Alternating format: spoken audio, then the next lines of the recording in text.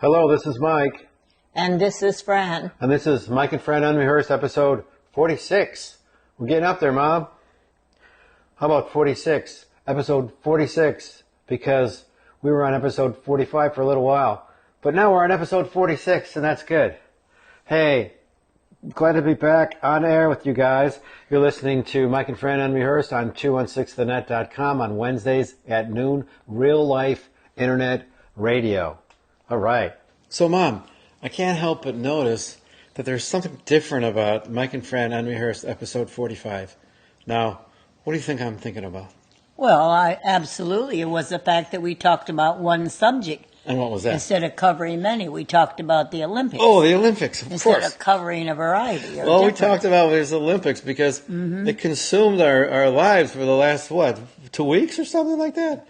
I mean, now I can get back to a regular schedule because you know why? The Olympics are over.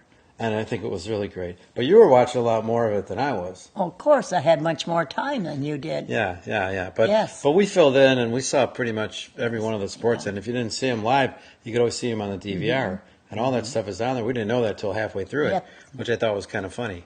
But anyway, next time we'll talk about more subjects. Well, do mention that you went to the tennis. Yeah. So played tennis in the tennis you guys know that I have a new lease on life now with my little ablation thing going. I have the body of a 20-year-old. Well, not yet. But doesn't he wish? I'm working on it. Little by little. So they have a tennis group here, and I took Mom to a group, and we played tennis. Oh, she didn't play tennis, but you hung out. Wasn't that fun? Yes, they were very interesting, nice people. Fantastic. All right, yes. So we'll do that again, right? I hope so. Okay.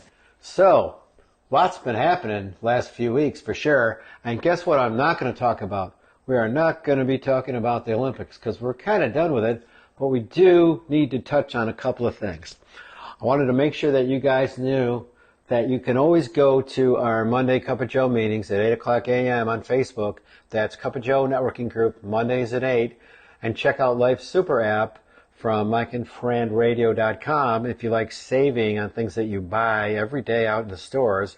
We have meetings about Life Super app on Wednesdays. And then if you need telehealth for your pet, dog or cat, or pretty soon bird or rabbit, let me know. I can set you up with MD Virtual Care for pets for $12.95 a month. And check us out on Anchor. That's right, we've been on Anchor for a little while, and it's a pretty good thing, you guys. If you love listening to sort of streaming audio and multitasking, and I think that's a real popular thing these days. All right, so that catches us up. Now, we do have to make a couple corrections with the Olympics, right, Mom? Well, yes. We had said that it was Lady Gaga who offered to pay a fine for the Norway beach volleyball team who preferred not to wear the skimpy bikini bottoms and chose to wear shorts instead. But it wasn't Lady Gaga, it was Pink who was rumored to have offered to pay for it. Yeah, I think she actually did pay for it, so that's pretty cool. But yeah, we thought it was Lady Gaga, but it was actually Pink. So she paid, I don't know, $178 each for each of the girls on the volleyball team so that they can wear shorts and not bikini bottoms, right? Yes. All right, cool. That's awesome. That's really awesome. And of course, we went through the top 10. We went through the top 24 on our last show, but we went through the top 10 on TikTok. So now we have a new format for you guys on TikTok. It's Mike and Fran Radio on TikTok. So we did a little intro. We did a little silly David Letterman countdown with the little candles that I lit out here, and we zoomed in 10, 9, 8, all the way to 1. It was kind of fun. And then we did our top 10 things that we learned from the 2020 Tokyo Olympics, and we had a lot of fun with that. It was awesome. I hope that a lot of you were able to watch the Olympics. I know a lot of people didn't exactly have the chance to or saw some of it, but if you did, you'll be able to relate to our top 10 and top 24 in our last show because we watched a lot of it. Mom did. Mom watched more than I did. But it was a lot of fun. Well, I'm getting ready now to watch the U.S. Open tennis. That's right. Did that already start? Yes. Speaking of I think Djokovic plays today. Oh, he does? Okay, we've got to check that out. And Naomi played yesterday and won. I think he's going to get booed. Why? Because of what he did at the Olympics. Oh, well, Hey, those things come and go. He threw a racket. He kicked a racket at a photographer. He threw some in the stands. People have done that for ages, and that's a while back. So. All right, but I don't think somebody of that status should be doing that at the Olympics. At the Olympics. No, I would have felt That's you might have had better control, but anger takes over sometimes. So. Anyway, that's what makes the sports field interesting, I guess. See. Hopefully he'll, have some trouble at the U.S. Open and it'll put a smile on my face. Well, I'd like him to win the 4 different ones because it's done rarely. Yeah, right. All right. But I know Agassi is not playing. Federer is not playing. Wait. Agassi? Not Agassi. Oh, my goodness. Agassi's I mean like Nadal. 25 years ago. Yeah, Nadal is not playing. Federer is not playing because of injury. The Williams girls are not playing. Oh, okay. So it's kind of narrowed it down. A lot of newcomers to come in. Okay, that's good. They aren't newcomers to the world of tennis, but maybe new to me. Well, that's good. Well, speaking of tennis, I've been playing tennis, Mom. Maybe I could play in the U.S. Open. All right, maybe not. You want me to laugh now or later? Now, please. Now. That's a laugh. Well, I'm glad you're playing because it's good exercise. I'm just saying that I used to ride my bike around here and take walks around the lake and then go on the elliptical bike at the rec center over here, and that's good, but nothing is a better workout than playing tennis. I mean, you're moving around, you're swinging your arms, you're jumping, you're, Yeah, I used to love swinging, tennis. hitting, and just waiting for that ball to come to see which way you're going to hit the ball, and that's a workout. Yep. Now, you didn't think it was that warm today, maybe mid-70s or 80s, but you get out on that court, and now you're working up a sweat. Yeah, I used to love to play tennis in high school and college, and I was good at every sport I did. Like I said, I was the 4th most physically fit girl to enter the college that year, University of Oregon. And that's a good thing to be. Coming from the farm and all the lifting and the climbing and the stuff. Yep. I think to this day is why I have a good heart.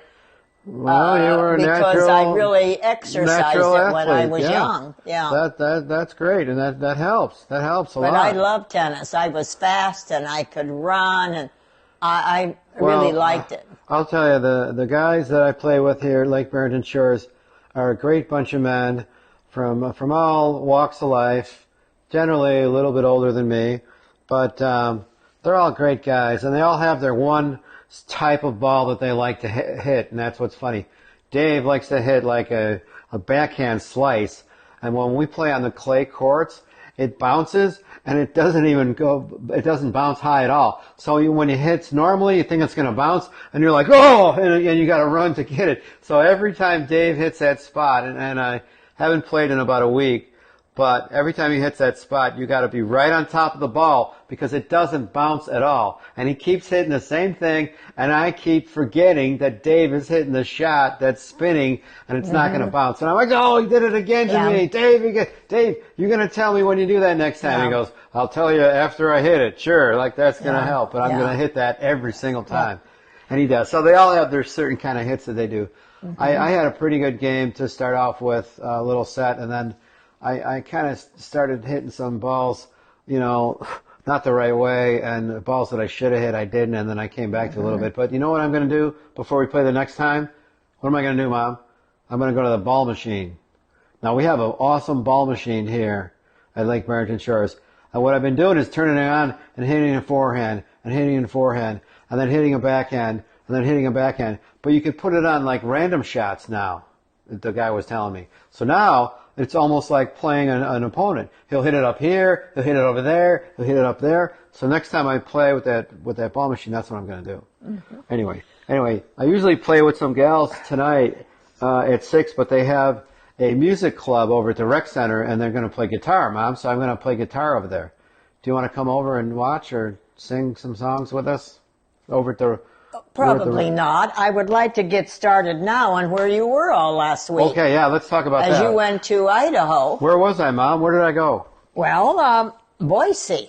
Boise, Idaho. Well, Boise... Now, wait. Now, who do you know in Boise, Idaho, Mom? Well, my granddaughter, Alyssa Kane, is working there as a videographer. at the Balsam Products Company. She's an editor. She's an editor. Editor. And what is the company? Balsam Products, I think. Balsam Brand. Balsam Brands. They make all types of Christmas products, Christmas trees, wreaths, all kind of cool things for Christmas. And living nearby in Caldwell is my cousin, my aunt's daughter and husband, Phyllis, who's an ex-teacher, married to her husband, who's an ex-principal, and Russell, who's a big game hunter. Interesting people. Yep. Phyllis and Russell Rodig. Yeah. Great people. Yep. So we got to visit them. We had such a great time out there.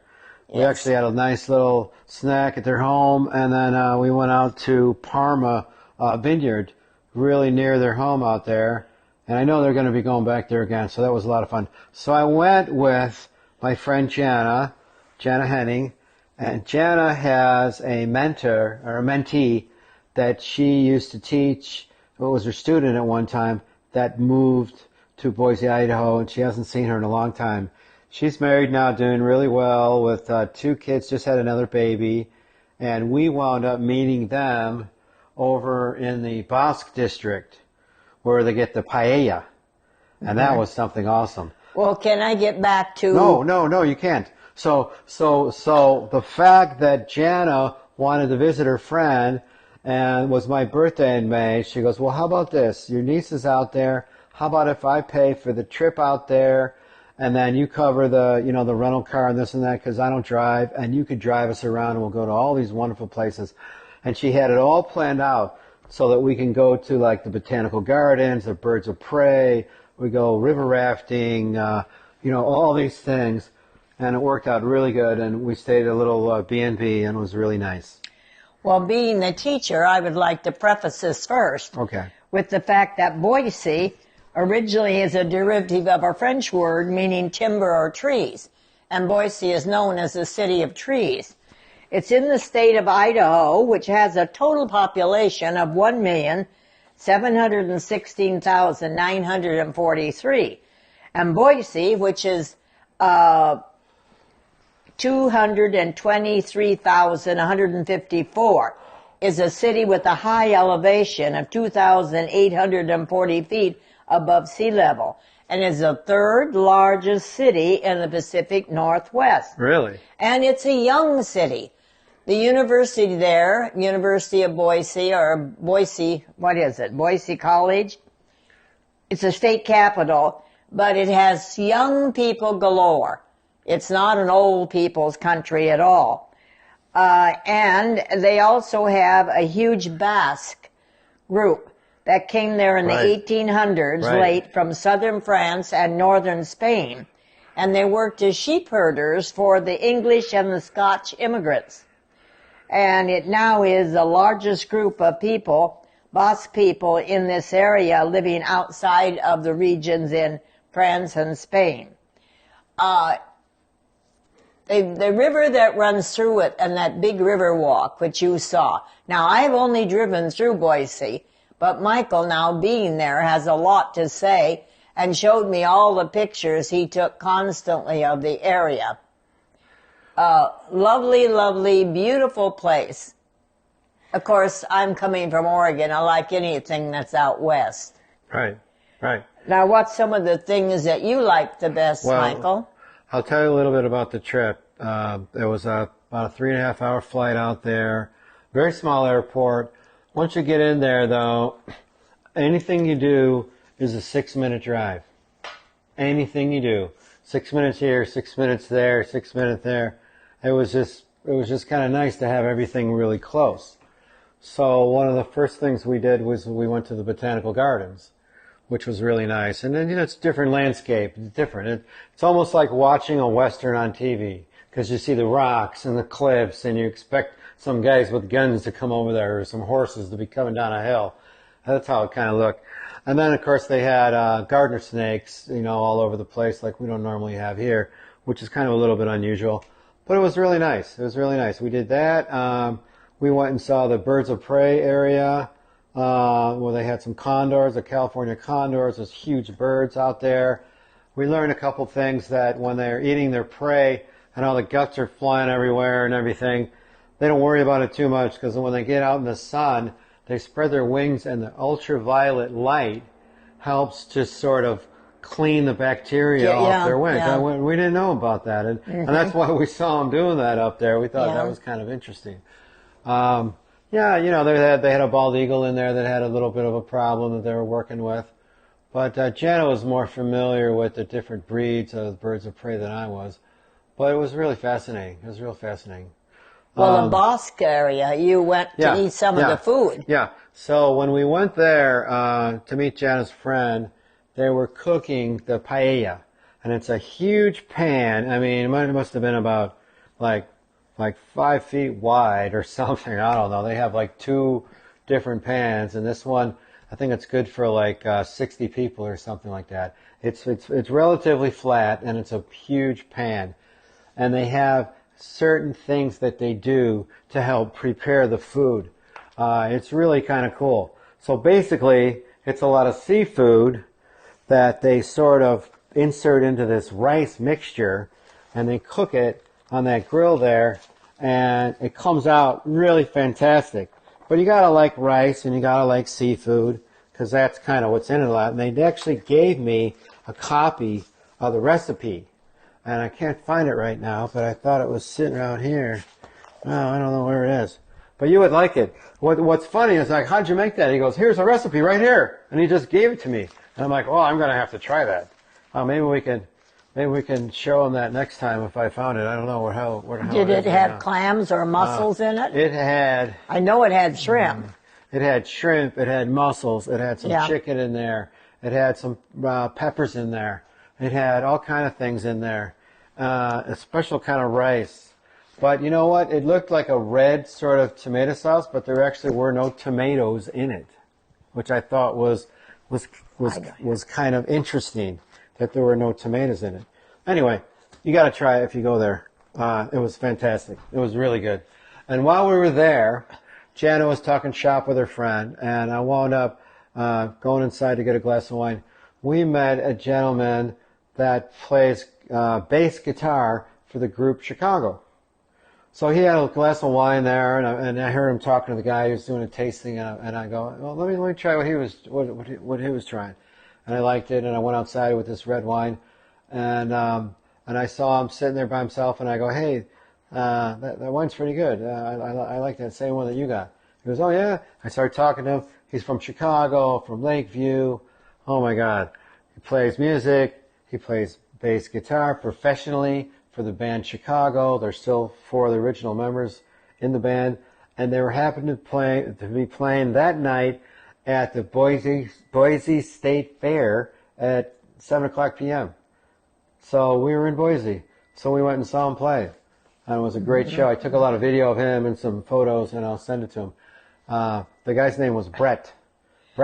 You also went to spa area in Idaho Falls or Idaho City. We did wind up going to the spa, and the spa was about an hour out, and it was a beautiful spa. It was like $20 for I think it was 1:30 to 4, like 2.5 hours. And we got out there, and what's funny is the GPS was telling me I had to go up and around, and there was a little side road over here. And I go, I'm just going to go on the side road. And everyone in the car, well, Alyssa was there and Jana was there. They go, no, that's not right. They say you got to go around this way. I go, why am I going to do that? The sign is right there. And she goes, this is not right. And I pull in there, and it was right. And I told them, I go, you know, the GPS has you going way up here and back. And she goes, well, you know, if you did that, you would never get here because that's not the way to get here. And they said that we've been trying to fix that for a little while. So anyway, it's a huge, nice, heated pool, very, very warm, and then like a hot tub off to the side. And then you have a number that you know, when they come by, you can order drinks and food and things like that. You can go to a table. And that was basically it. But it was really nice and relaxing. They had some nice music playing. You know, all adults, no kids or anything like that. And it was nice. I would definitely recommend doing that again. The only thing about that particular place is that I've never been to a spa like that before. And I get in there, and she goes, oh yeah, let me see, I have you here for 4. Yeah, we're not open yet, and you have to wait until we're open. I go, well, it's 1:20, reservations for 1:30. She goes, yeah, we'll just go out there and wait. And then I brought everyone in. I go, yeah, we're just going to wait. And they go, oh, you have to wait outside. You can't come in until we're open. And they give you a little beeper kind of thing, and it buzzes, and then you go in there. And I didn't know what to expect. I'm going, well, how does it work? You go in the locker room and this and that. And he goes, yeah, you just go in here. Okay. I'm just asking for a simple explanation on the whole thing. And then when I left, it was like, well, that'll be $118. I go, well, we only had a couple of drinks. Oh, no, you don't pay for your $20 per person spa visit until you leave. And I go, oh, okay. Well, I didn't know that. I didn't see it itemized or anything. I just thought they could have been a little bit more clear on their policies on how all that stuff works personally. And they didn't seem to have the best sort of customer service attitude at that place, like smiling and welcoming and hoping that we come back again. It was almost like, going through a car wash or something. Thanks. They could care less about whether we wanted to come back there or not. And I thought that was really lacking at that particular place. But that's how it is. What are you going to do? But you had a great time. We had a great time. We had a great time there, and we got to show Alyssa some other things that, you can do in Boise because, Alyssa and her boyfriend Ben, they don't get out that much and do those kind of things. So hopefully they'll do, a little bit more of that. When we were heading out to see the Rodigs, we stopped by Alyssa's office because then we got to see where she worked because it was Saturday and they weren't in there. Because they mail everything. It's like a catalog. Yeah, it's a mail order type place. Right. And we went in there and she showed us around and then she had a box of a wreath that was sort of a Halloween kind of a wreath. And Alyssa loves Halloween. It's her favorite holiday. She loves Tim Burton. Loves Halloween. And so she had a big box of a wreath and she goes, hey, maybe we can bring this home. So we left it there and at the same time they had the sort of a farmer's market going on downtown, and they haven't had it like for a little while because of the COVID. And I go, well, let's leave the wreath here. Let's go check out the farmer's market, and then let's pick up the wreath and then head out of town. Sound good? So I emailed or I texted Phyllis over there to let her know we're running a little bit behind. And I learned one thing. I learned if you want to text the Rodigs, you text Russell. And he's the one that'll pick it up right away. He's more got that phone, glued to his hip than she does. So she finally did get back to me, and I told her by that time we already went through the farmers market. We got like a coffee and a cookie, and they had a lot of local things, like a lot of well, you went like to her spices and things like that. So they had a lot of interesting things. We get back, picked up the wreath, went in the parking lot, and sat there for an hour because it was so jammed up with cars coming in to the city, going to the farmer's market right where the garage was coming out that nobody had anywhere to go.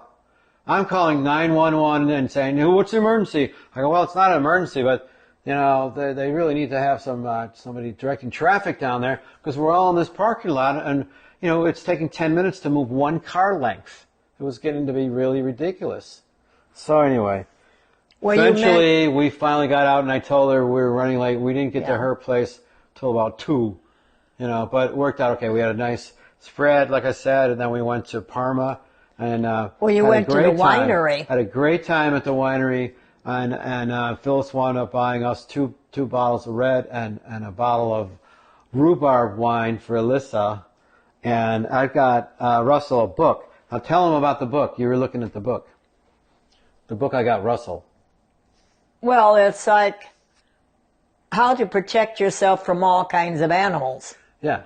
Like if you're out in the country with a bear or a skunk. Why would that be an appropriate book for him? Well, he has 2 rooms in his house with a lot of the mounted heads of animals he shot. He actually shot all 4 of the, the rams. Or goats. And there's one of 11 people internationally that have done that. He's got a plaque there with an award for it.